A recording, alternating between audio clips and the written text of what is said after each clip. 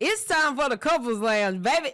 Yes, indeed. If you don't know, I'm your girl, Candace, and this is my sexy husband, Remon. And we are the dynamic duo of the Couples Lounge show. It's that show that's giving you something to talk about because ain't nobody doing it like us. Because they ain't us. And you ready? Stay ready. Y'all, today's show is called After I Do. And we'll get into it in a few minutes, but we have an announcement. We have a marriage retreat coming up in October. You all be looking out for the information. It is going to be the first weekend in October, and we will be in Texas. But yeah, just keep an eye out for it. And this show is brought to you by We Will Win, where we change and transform lives of couples and individuals. And so you can reach us. You'll find that out at the end. Stay tuned. All right. So after the I do. I do. So, okay. Pastor Tim Ross made this statement. You are saying I do to everything you don't know yet. You're saying I do. So when we walk up on that altar. Right. I do, you in court. Yeah. The I do comes from what you don't know yet. I do. How real is that statement? When you think about. Yes, okay. Let me answer your question with a question. Oh, gosh. Yes. How important, two-part question.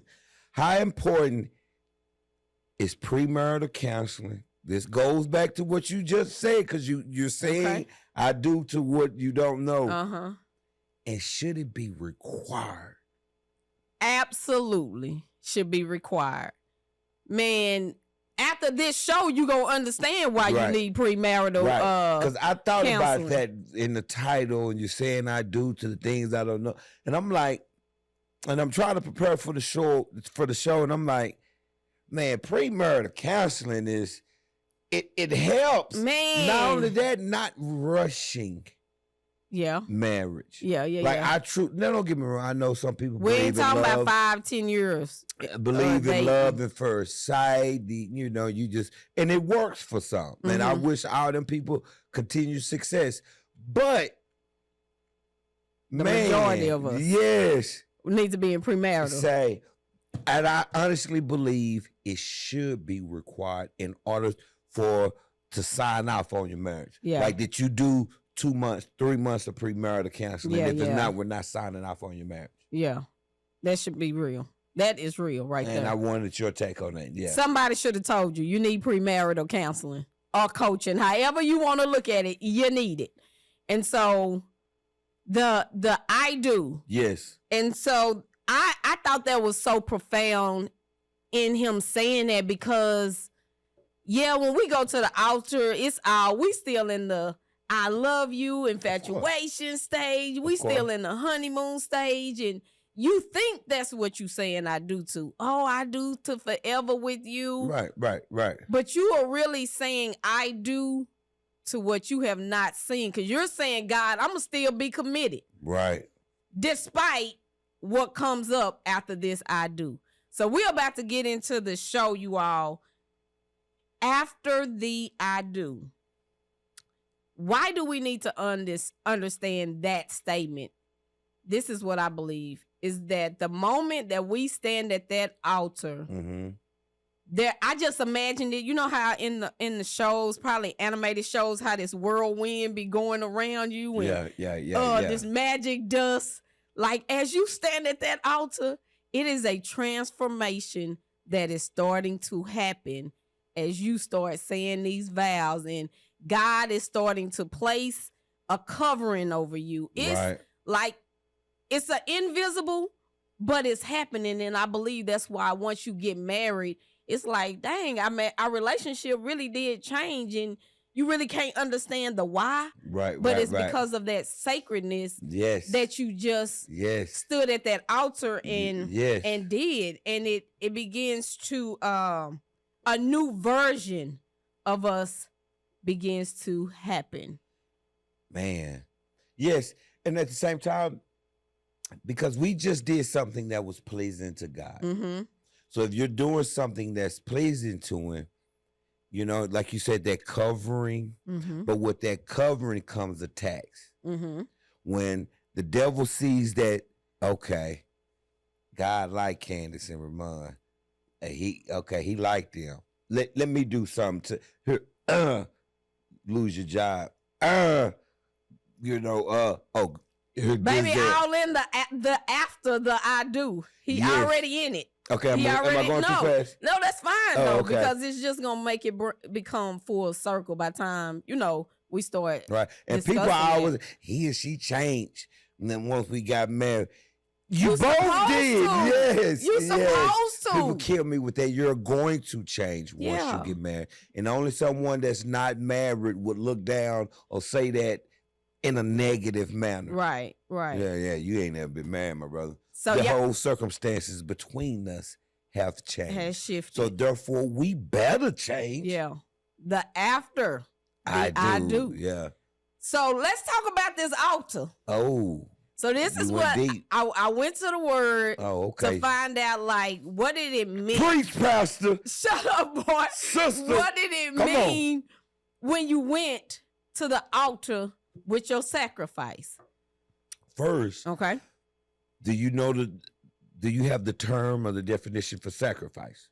I don't think I have the. I do. Okay. Well, so I do. I'm gonna go with the altar, and then you're gonna break down the sacrifice. Okay, cool. Okay. So the altar, a place of sacrifice, a PowerPoint to draw spiritual and supernatural strength. Is where you bring your sacrifices to God. A place of consecration, and basically consecration is making something sacred, giving yourself to the Lord. A place where we have an encounter with God. In the word, when somebody had an encounter with God, they built an altar in that place.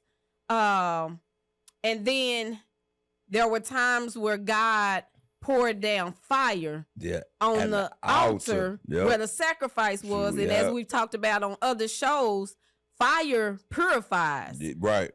Fire gets all the gunk out. And so you stand at an altar on your wedding day. And although the altar may be in the church or the altar may be outside on the beach, it's that sacred place that you are standing in. More times than not, it is, what is the word? It is set apart from your wedding party, whether it's an arch or you have something that causes that place where y'all stand to stand out. Right. So when you stand before the altar, you are. That's deep in itself. Just being at the altar. There's, like you said, you just explain the meaning behind it, the power in that it. whirlwind. Yes. At the altar. Yeah. What is it? 2 Corinthians 7:14. You stated a lot of it. Another part of the altar is a separation where we separate ourselves to God, and we separate ourselves from curses and generational traits. I saw that. I was like, whoa. Hey, man, there's power at that altar. Because you hear it all the time at the altar. And pray, like, the altar. Then when you read, like, the meaning and the purpose of it. Oh, okay. That's why it's power at the altar. And I don't want y'all to miss it, although we were talking about from scripture. Understand when you stand at the altar, you're starting to have an encounter with God. You are basically saying, I'm bringing the sacrifice, which he's about to talk about. I'm bringing the sacrifices with me, because there's some things that you are about to have to sacrifice once you say, I do. Yeah, you do. There's a purification that's happening, that's beginning at the altar. Sacrifice is surrendering a possession as a offering to God. Surrendering a possession as an offering to God. That's a sacrifice. Marriage requires you to lay an aspect of ourselves at the altar, which is the sacrifice. That was a question that I have. What is that? How does a marriage reflect the altar? Or can a marriage reflect the altar? Ask it one more time. Or how does a marriage, this right here, reflect the altar? I think it's everything that I just read about the altar. In your marriage, you having encounters with God. Come on, Candace. In your marriage, it causes you to sacrifice some things. When in your marriage, it is a supernatural experience if you see the God in the marriage. Right. And when I was reading and researching on the altar, I'm like, man, the altar is a whole. That's a whole space. I was like, that's a whole talk. That's you could say this about marriage. Yeah. And I was like, okay, let me see what baby think about that. Yeah. Okay. The altar. Yeah. Yeah. So I don't know which way I want to go. Do we want to talk about the sacrifices that happens at the altar, or what are things that come up after the I do? Should we stick with sacrifices? However you want to do it. Let's go with sacrifices. However you want to do it. So there's a part of us that we got to lay at the altar. There are sacrifices. You said it's the surrender. It's the things that you basically give to God. Yes. Anger. Oh, what about it? You got to be willing to sacrifice that. Give that up. Surrender that to God, and understanding that up under anger is really pain.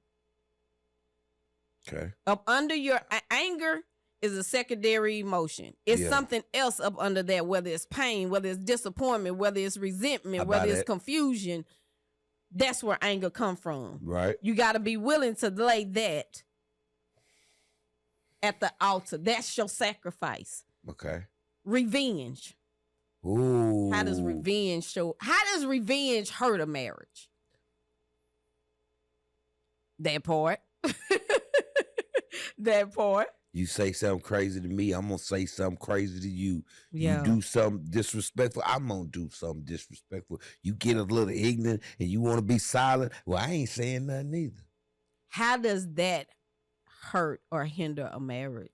Because it don't bring us together. It actually helps divide us or separate us or put us against each other, which is the direct opposite of what a marriage should be. When I want to get in a revengeful mode with your spouse or your partner, you're hurting yourself. You're hurting your partner. Because we are one. So therefore, how can I truly try to get the best out of this when I'm hurting this? Oh, one more time in the camera. How can I get the best from this marriage thing when I'm hurting this marriage thing by want to be revengeful? Oh my God. Tit for tat. Yes. That's actually one of you gotta the have shows. Yes. That's one of that along that line. Okay. But we'll wait till we get there. And we have to sacrifice. This is what's hard. The old us. You really do have to be another person. Yes. You better be another person. The single you should not work in the marriage you. Yeah, you bring some of that with you. That some of that attracted you to me and got you connected with me. But some of that you don't know about, or you might not be, openly happy about. Let me sacrifice this. And here's the problem. Here's the struggle. And a lot of times when we have to sacrifice things like that, it's the things we enjoy. It's easy to sacrifice something you really don't care to do no more. It's harder to sacrifice something that I actually took enjoyment. Y'all checking it out? Y'all checking it out? It's hard to sacrifice going to the club and kicking it with your boys when you enjoy it. It's easy to do when it's not something you care too much about. He talking to y'all. Y'all are tuned into the Couples Lounge show. Right. And we talking about after I do. That is what comes after is what we're saying I do too. Mm-hmm. So we're talking about sacrifices at the altar, or sacrifices, as if baby said, if the marriage is the altar, what are some of the sacrifices that you have to make? Ungodly sex. So that means infidelity is what I mean. The cheating and this is sacred sex here. Right. And again, what did I just say? It's easy to sacrifice things you didn't enjoy doing. Yeah. Men enjoy. Yeah. You know. Yeah. We keep it one. Men enjoy being with women. Women enjoy being with men. But should be it right here now. Yeah. When you said that, when we came to the altar, all right, Lord, I'm just gonna be with her. I'm just me and her right here, big dog. All right, big dog, it's just y'all. And the thing about this type of sex, like I even heard somebody else say it too, and I know we had said it on the show before, that this right here is love making that's happening. Yeah, we can do some bang bang sex, but it's really love making that happens when you are intimate with your husband and wife. That sacred sex is going to be totally different than what you have outside of the home. So it's up to us to allow, like the new thing that I've been saying to you is let our bodies tell each other how much they love each other. If we get on I always thought it did do that though. But for me, it's a different mindset. Yeah, I never came into it as let my body tell him how much I love him. Oh, it's just that's a whole nother than we just coming to do an act. And I think we tend to forget the purpose of sex too. This is what sex supposed to does as well. Sex, it does two things. Well, a couple of things actually. It brings you, the woman, the closeness that you need. And it gives us the physical satisfaction that we need. Yeah. So it's supposed to bring me back to you or bring me to you. And it's giving you what you need, that closeness, that connection, the hugging, the touching. So it's satisfying. So I'm supposed to come to my woman and get this, and it, it benefits us both. Right. Absolutely. And it's like you said, marriage sex is different. Yeah. It is. And that's why we have to stay in a good place with each other and strive to keep not saying that it's going to be perfect, right, but saying that I want to try. My aim is to make you happy. Right. My aim, because if we're one, if you good, then I'm good, and vice versa. And it just makes the sexual experience love making. Sacrifices. I'm gonna just holler out some, and we're gonna talk about which ones you feel like we need to talk about. You gotta sacrifice your control issues. You gotta sacrifice the lying spirit, the manipulation, the hate, the control spirit. Why? Yeah, you do, but I'm saying you shouldn't be controlled. Like what? I don't understand. I've never understood the controlling husband or the controlling wife. I couldn't be with you if you was that way.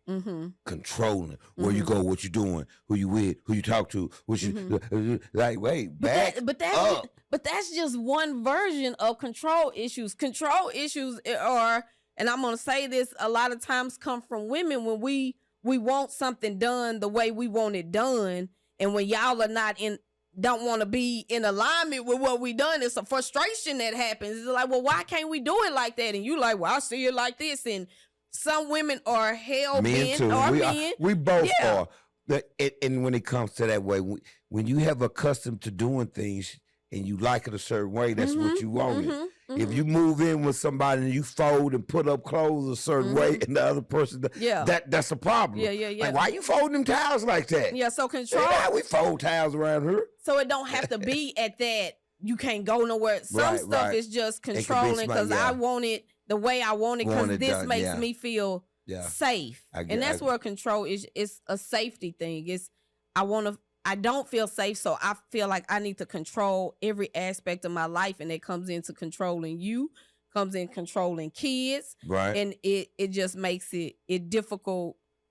Having a controlling spirit makes it difficult for the other people in your life to be them. Yeah, it does.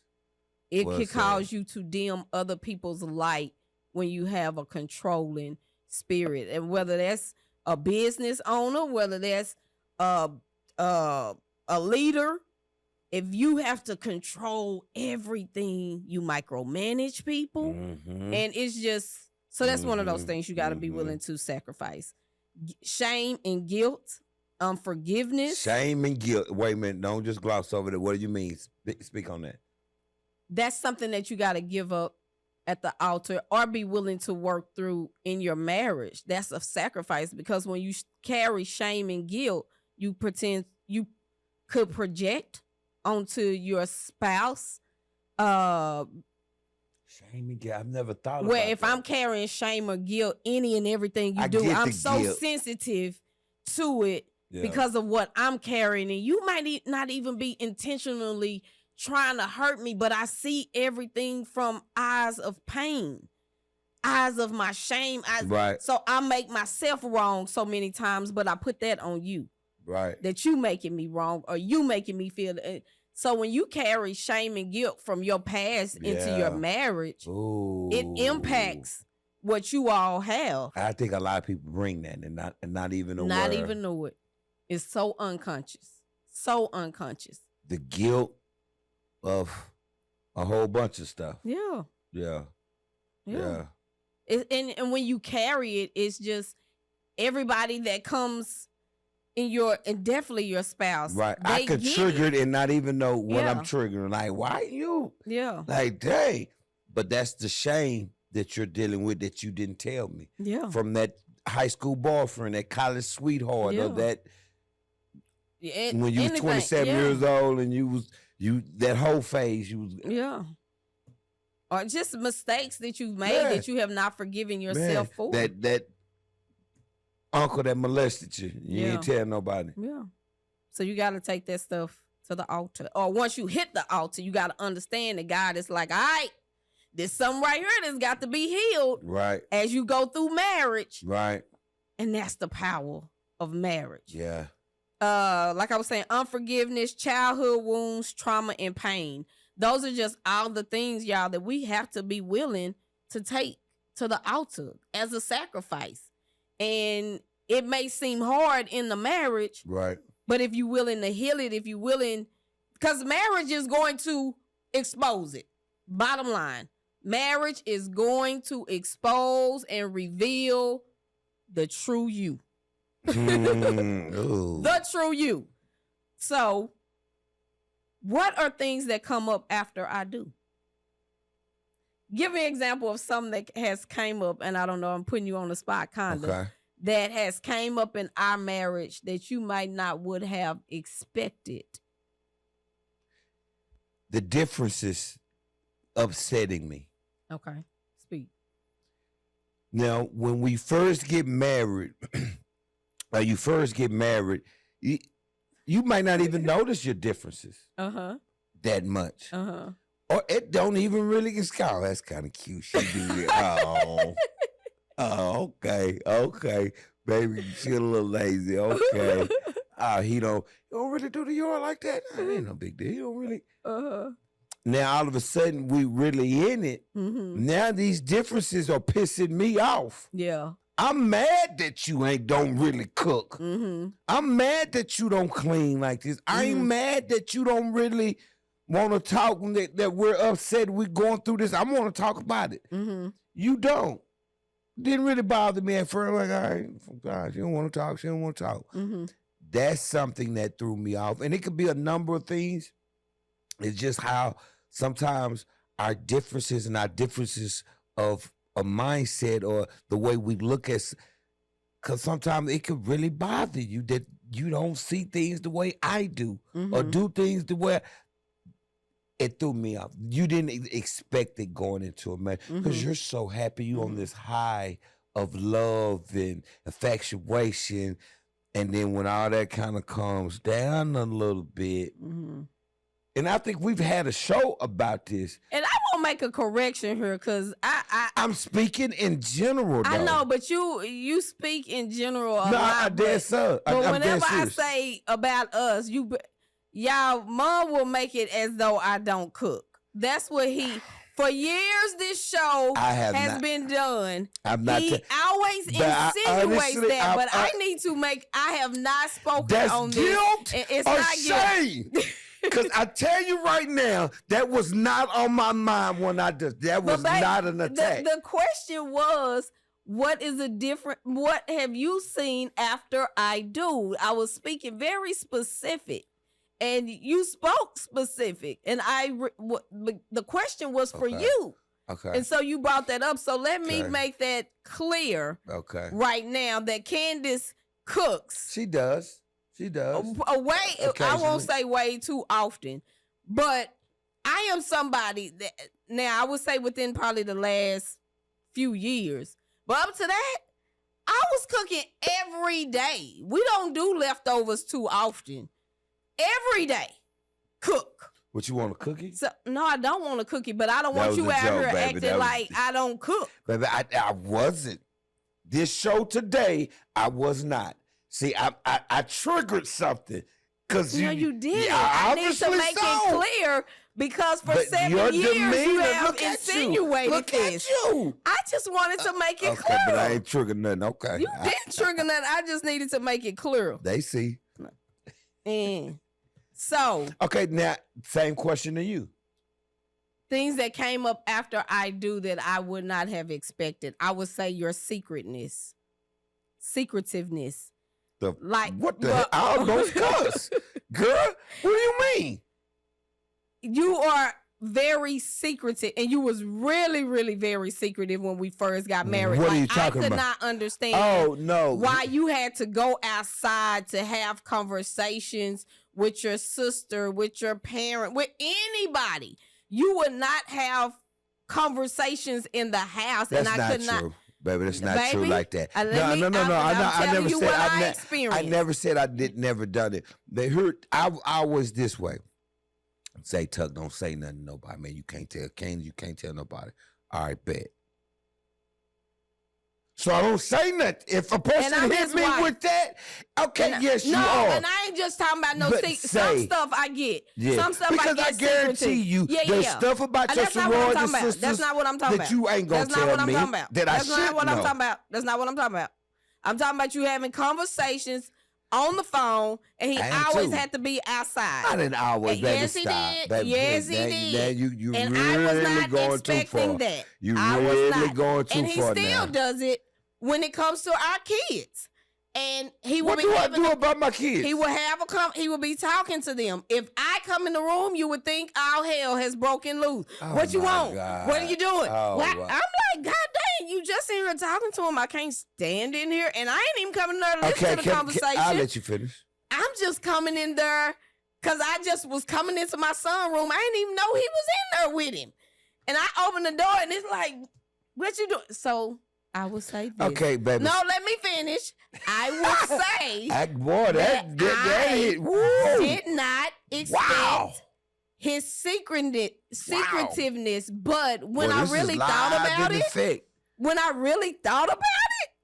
it really made a lot of sense. It was like, well, why are you surprised? It's just something I didn't think would be present in my marriage. Okay, first of all, she has exaggerated a little bit. I have not. Yes, she has. No. And because I don't do that today. Second, there are. So I go outside to have please don't lie. Oh, the phone. You will have more phone conversations in the house. He was doing dirt too. That's another reason he had to go outside. Okay, but come on. I just didn't expect it. Oh, can't lay your pants down for nothing, can you? There are times where I am, or I may have a father-son conversation that a mother may not be, she may not need to hear. There may be a conversation where you may have with your daughter, mother-daughter conversation. Daddy, baby girl don't want daddy to hear. Okay, cool. And I may not need, it's not something that I gotta know. If that's the case, respect that. If this is a father-son conversation that you do not need to hear, give me that and know that I'm not saying or talking to my son that's going to hurt him. And understand, okay, if this is a father-son, this is a father-son moment, mama need to step back. All right, cool, no problem. Step back and let it go. And let me have it without saying what I'm hearing now. You so secretive with him? Why are you secretive with our son? Mon. I know that's your baby. Mon. You stop, because I don't even come at you. I come at the response. I'm talking about this. I'm talking about right now. I didn't expect secretiveness to be a part of my marriage. That's something that happens after the I do. That's something that I had to work through. That's something that I had to try to understand. I don't believe it's secretive. I believe we got boundaries to the aspect of, if you're lying sister, your Delta sister. No, I'm not talking about stuff like that, baby. I'm talking about don't want me to know. General conversations you would have with you on the phone with your mama, you on the phone with your sister, you on the phone with your cousin, and you can't have telephone conversations in the house. Okay, you're talking like ancient past. What? Question. You're right. Some was you're triggered. Right. Some was triggered. Some was triggered. Okay. So, what are the things that come up after I do? Let's talk about it. Okay. Reactions to stress.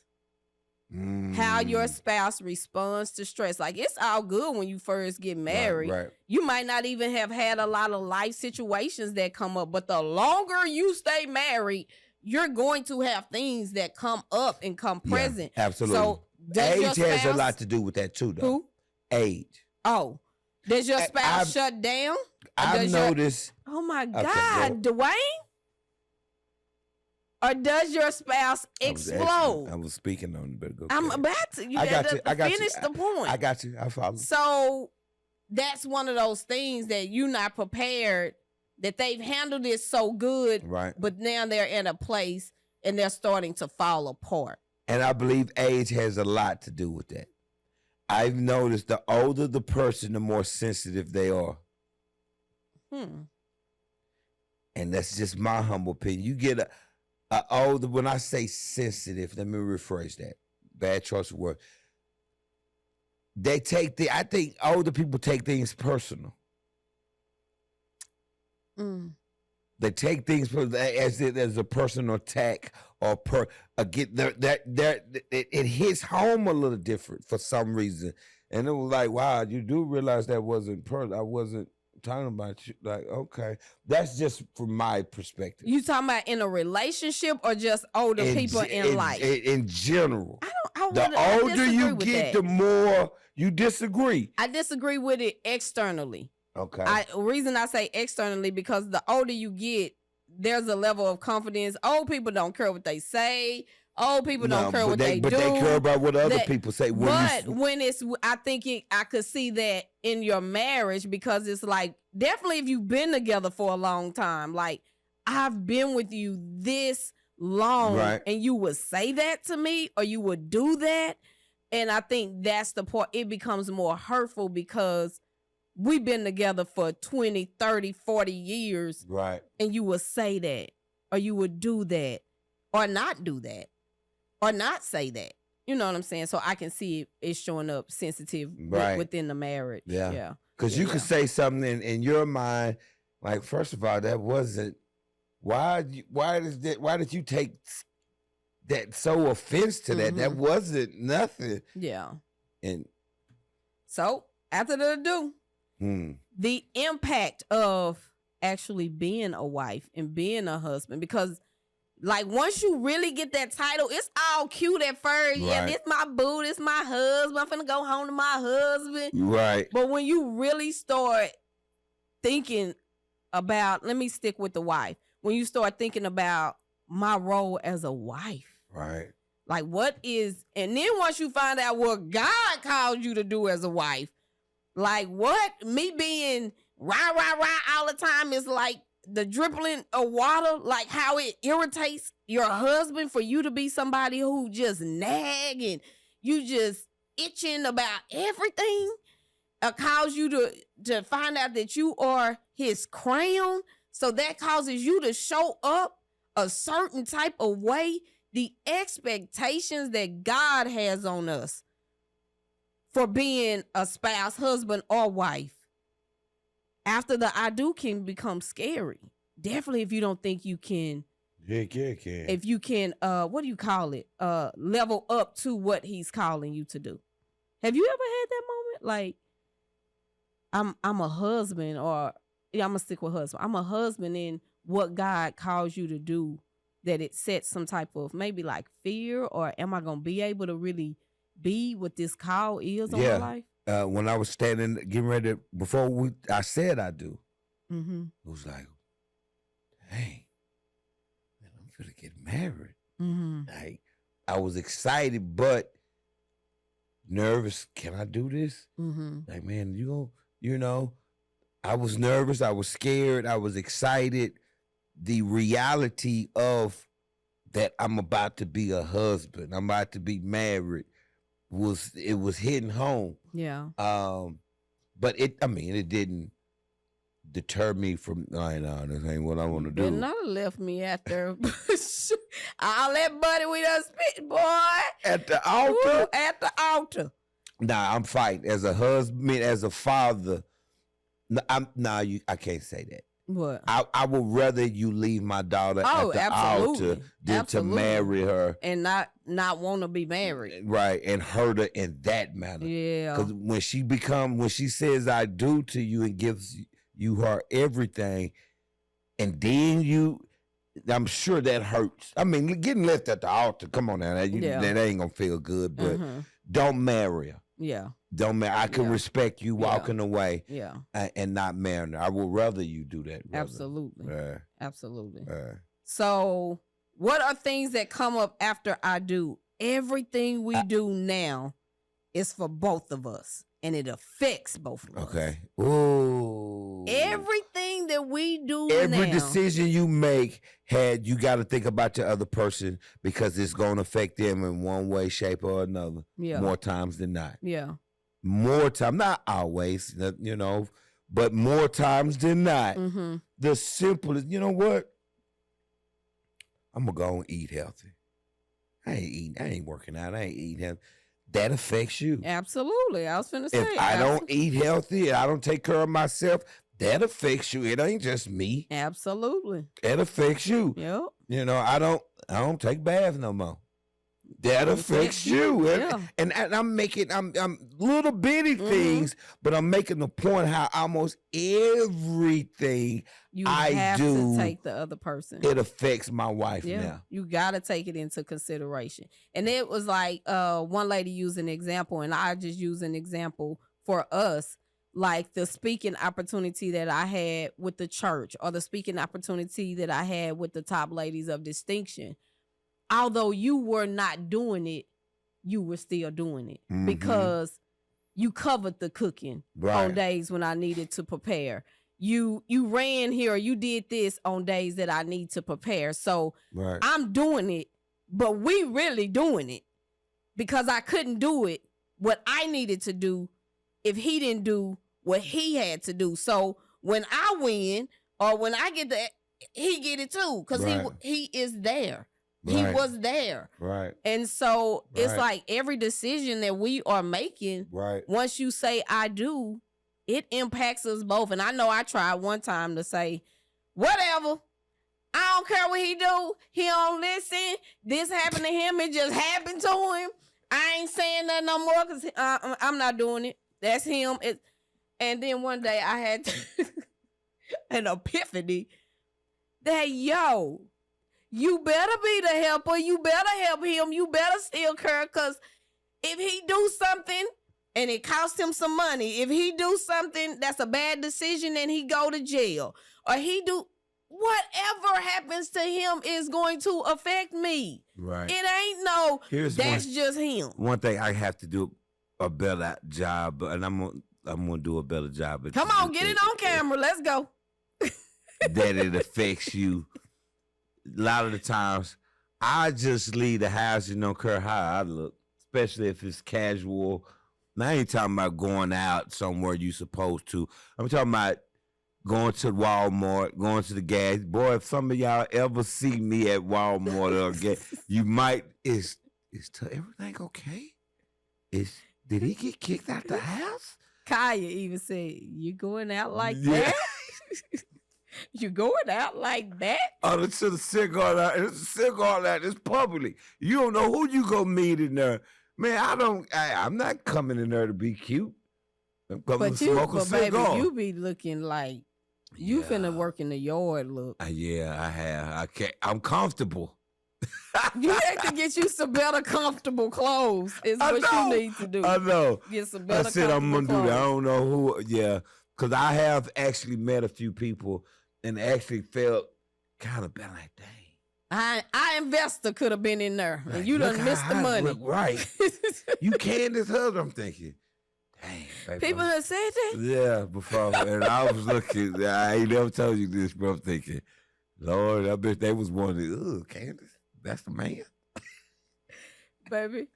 Yes, you represent us. I know. So after the I do. After I do. Everything we do now is for both of us and it affects both of us. After I do the things that change your, heck, sex changes. Especially if you got married young. What he or she likes may not like no more. Yeah. The frequency may not be there. The desire may not be there. And then women, bodies change. There's times to where I've rolled over to hug my wife and got a 3rd-degree burn. What the? Jesus, Lord, you sweat. Just get the devil. Get her away. What the hell going on? Why are you like this? What the heck? Baby, are you sweating?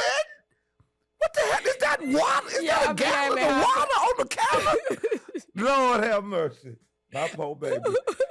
Say, man, a woman body is man. And then too, but men bodies are changing yes, as well. Because you have some means. men that no longer can have an erection, and sometimes they don't even tell their spouse. Yeah. And we had, I guess I could say it. Whoa. I could say it. Okay. As someone we know. We don't know. Yeah, baby. Okay. You don't trust me? Okay. Somebody we know. Basically, he publicly came out and said he had to lose a bunch of weight because he couldn't. Remember when we went to Dallas? We got dressed up. Don't worry about it. Keep going. We spoke at the tables. I think so. Yeah. Okay. Just keep going. Yeah. He basically said he had to lose weight. It was because he had high blood pressure because he couldn't get it right. I was like, wow. Okay. And you got to be able to communicate stuff like that, y'all. When our bodies are changing, and I know it's a sense of embarrassment, but this is somebody that you have given your heart to, somebody that you are one with. And what's going to happen for a woman if her husband is not being like he want her? There are going to be some thoughts that start to come in her mind, and you might just be having the ED. But she now thinks you're cheating, or she thinks you stepping out on her, and that's not the case. And so you're causing unnecessary issues in your marriage because you won't open up and talk about it. And here, let's talk about this. And it may not even be ED. The desire, the laziness. Like, you know what? I'm gonna get some. I'm gonna go to sleep, and just go to sleep. You want to, but then I'm just tired. Yeah, men. Our testosterone goes down the older we get. Right. So you may be able to perform, just you don't have the desire to. And sometimes, and here's another thing people won't talk about when you're married. Sexually, that flame is like this. Sometimes the flame is roaring sexually. Y'all can't, and then sometimes it's may not have died. Hopefully, it ain't completely died out. Yeah. But sometimes it's simmering. And then it picks up and simmers back down. Then it's, oh my goodness, you're off the chain with it again. People don't talk about it, but if you stay in Now, I'm not going to say some couples are the opposite, but in general, the flame is not ruined 30, 40 years. So, Somebody is not wanting to do it as much as they used to. And that's something, I mean, you hear people, men talk about like, well, you don't get it the same. And women can complain too. Mm-hmm. So. Okay. Yeah. So, childhood wounds flood in quickly.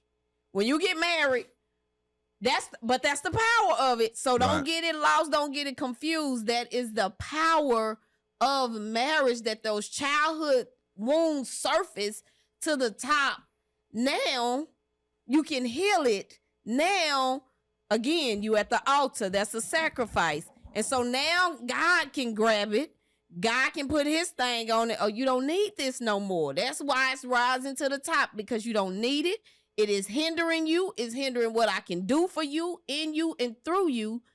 And now you got somebody to support you through the healing of it, through the confession of it, or the realization of it. Again, that's the power of being in a marriage. And a lot of times people don't even realize this, though, that is what is going on. And we're blaming each other. You made me feel like this. You made me feel like that. But if you understand that I feel rejected right now, why? What is this? That's a lot of times your spouse is taking you back to a place where you used to be, which is your childhood wound just being opened up so that you can acknowledge that it's there, whether it's rejection, whether it's daddy issues, mama issues, whether it's neglect that happens, or dang, I remember, but we don't do it. It takes you getting your healing or just being aware that you want healing for God to be able to expose those things to you. Real quick, did you say you supposed to say something? That they tuned into the Couples Lounge radio show, and we do this every Saturday. And so that even silence treatments can make people feel uncomfortable, because I remember when my daddy got mad at me and wouldn't talk to me. Or when my mama got mad and wouldn't talk to me. Man. Or I was silenced by, you go to your room and you can't say nothing. And silence is uncomfortable and it's triggering me. And then I see it, like I have a frat brother who if he says something, if I don't care what it is, everybody laughing, and you, man, F you. And, like, why are you mad that I didn't laugh? And and it's like, if he says something and you don't give him a reaction, it pisses him off. Like, it really, like, okay, I don't know what that's about. That gotta be you didn't get attention as a kid. Something. Or the laughter is a way of validation, and you're not laughing. Doesn't validate him. Like, he really gets upset at you. Like, he's not looking jokingly. for validation. Yeah. And so that your marriage, at times you can feel unworthy in your marriage. And when you feel like that, is it really about your spouse? Are you triggered to the point of, it can I be. gotta look at I don't me? believe everything is childhood trauma and this and that. Sometimes triggers are. Right. But sometimes your spouse is just mistreating. Yeah. It can be that. I can truly make you feel unloved and unwanted. And it has nothing. I'm just like, man, that's your child. No, it ain't. Remon, that's you. You're not loving Candace. You're not being affected. You're not. Sometimes it can be the other. And I believe even in those situations,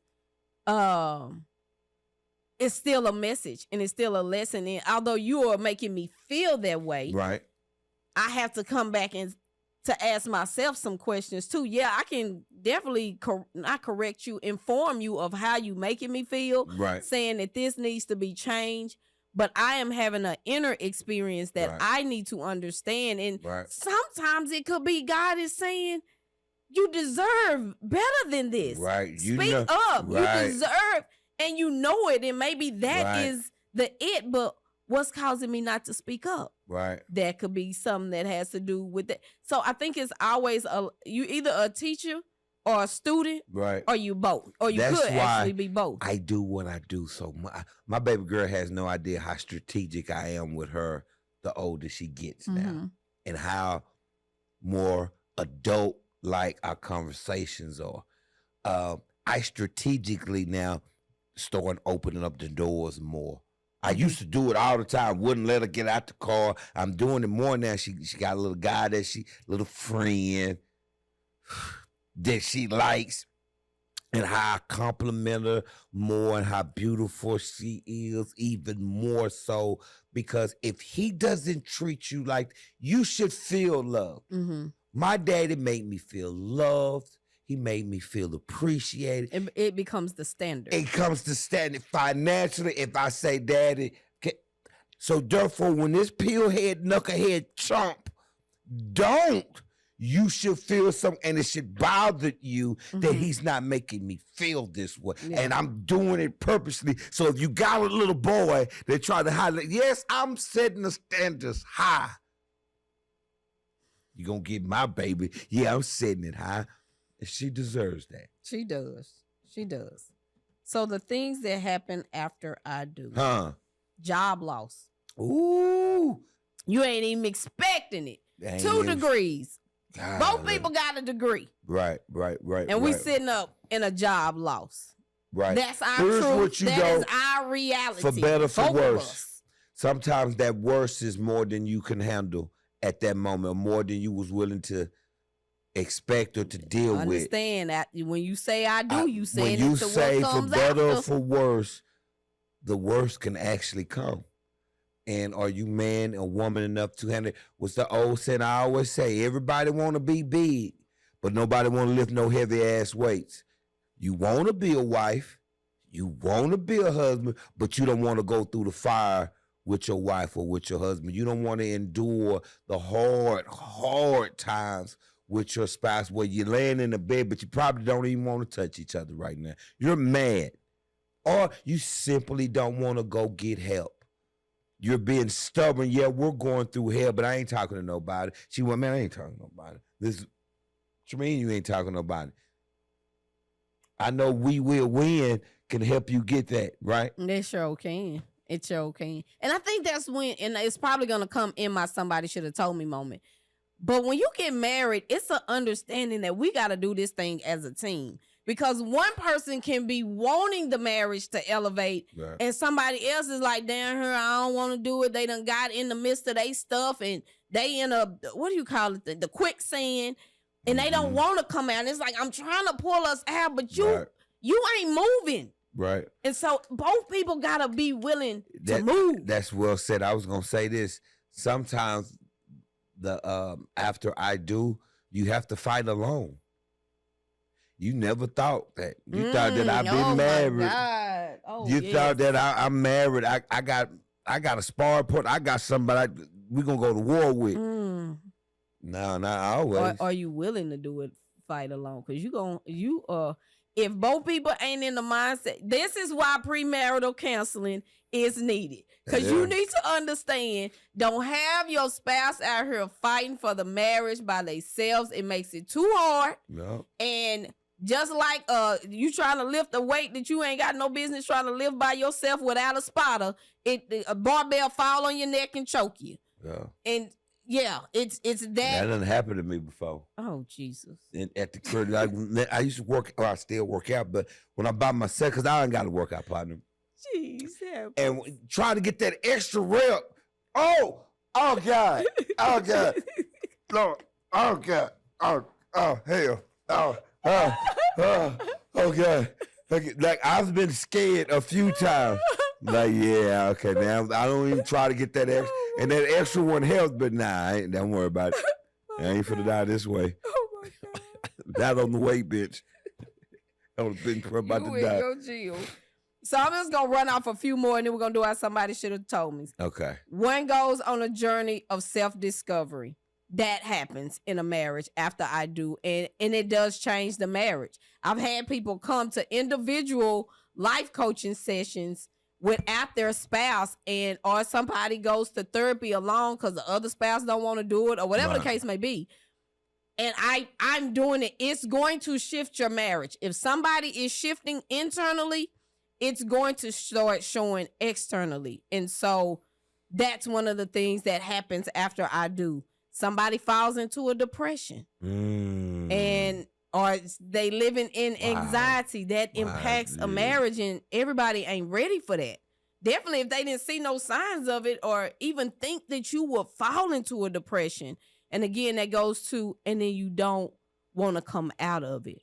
Or you reluctant to come out of it. Right. Everybody ain't equipped to deal with that level of the energy that comes with depression and anxiety. And, you know, that could cause people to throw in the towel with their marriage. Like, you don't even want to come out. It's been 5 years. It's been 10 years and you still in this place. Right. A revelation of an addiction. Oh. You thought it was all, he just drink or she just really like to have sex. He just smoke a little weed. Yeah, and now he got the powder. Yeah, and you look up and your spouse has an addiction. Whether it could be a shopping addiction, because shopping impacts the household. You just spending our money and money. We can't say you just shopping. He just drank a little bit after work. Yeah, they ain't drinking before work. At lunch. Yeah, she was cutely dressed when you got her. Oh, you thought it was so cute. Oh, girl, you got out. Now you see, you got what? You got to keep buying shoes. You got 200-300 pair of shoes. You got a revelation of an addiction. Oh, that addiction is, baby, that was a good one.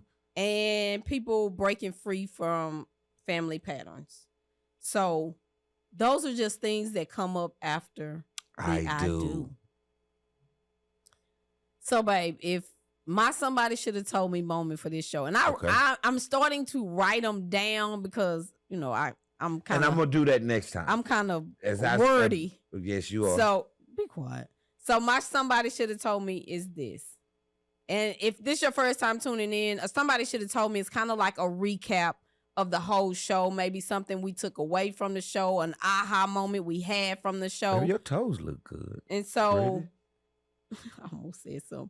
So my somebody should have told me moment is when you walk to the altar for marriage, you are ultimately saying to God, burn away my impurities so that I am more like you. I don't know how or what the call may be, but I say I do. That's your yes to God. And so you don't know what's coming after the I do. But when you say that to God and when you say that to your spouse and you're willing to be committed to it, you all can have a successful marriage. So that's my somebody should have told me. My somebody should have told me when you say I do, and you go to the altar, a few things. One, sacrifice is something you better get used to. You have to now forever sacrifice because it's not just you anymore. Life before marriage, it was pretty much just you, unless you had some kids before. But other than that, you just worried about you. Now that you say I do, everything you say, do can have repercussions to your spouse. Anything you say or do can have repercussions on your spouse. And you have to take heed to that. You never want to hurt or embarrass your spouse over something you did or you said. I don't want to hurt you like that. Also, now once you say I do, for better or for worse, God may decide, let me see. What if he say, you said this, you came to the altar and said better or for worse. Okay, I tell you what, here you go. Breast cancer. Here you go, colon cancer. Here you go, this car accident, you're in the hospital. Here you paralyzed. Here you go, loss of job. Here you go, addiction. I did say better for worse, Lord, but dang. Yeah. Now let me see. So before you say I do, before you get to that altar, truly understand what you're saying I do to.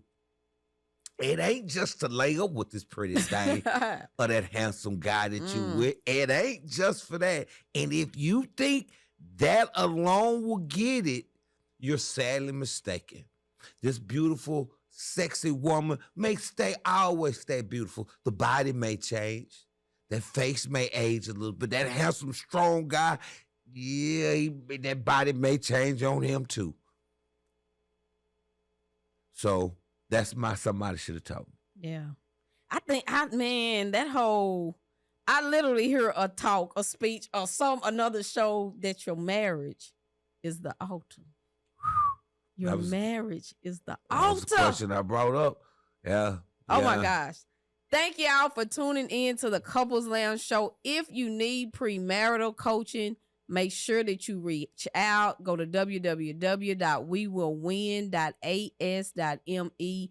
If you're in your marriage and you realize that we need some support, we didn't realize what was after the I do. Same link.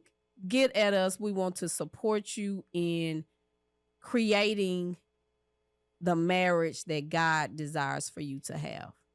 Also, if you have not purchased your book, somebody should have told me, Marriage, do we really know what it's about? You can purchase it on lulu.com, LULU.com. $10, good, quick read.